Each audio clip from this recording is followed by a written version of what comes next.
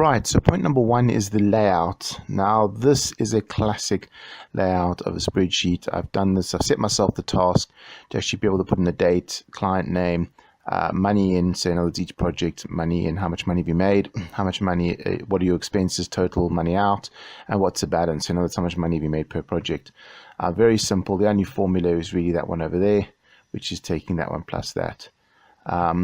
So I've set myself this task, and this is how most people would lay out a spreadsheet. Yes, it's neat and tidy. Yes, it's in columns. Yes, they're all formatted in the correct way, that type of thing. And you've got your headers with a bold and underline, and that's what looks fairly neat. Then what happens is you scroll down and you've got the totals for the three different columns at the bottom. So that would be a classic type of spreadsheet that someone would make. Very, very simple, but still it just shows a kind of a layout that I'm talking about. Now I want to show you a better way to do that as far as layout is concerned, and that's this one.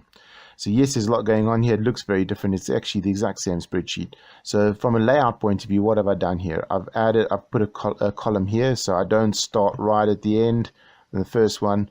I've also put some space at the top. I've put the totals at the top instead of at the bottom. Why have I done that? Well, because here you've got to scroll down to see them, and then you can't see what's above there. Whereas here, when you scroll down, because I've locked the screen there, you can scroll down and see whatever data you want to see, and your totals are always visible and your headers are always visible.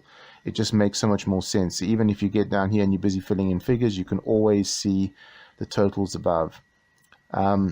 Just adding in a few columns in between the data, separating things, put the headers not right at the top, but just a few rows down, just so you can put some more information in at the top. Just the layout makes a big difference and actually helps you to be able to see what's going on much clearer, especially here when when you scroll down you can't see it. And even if you were to come over here and say view and freeze panes there, that's fair enough, but you still scroll down to see what's going on here. Now you can't see what your values were and that kind of thing.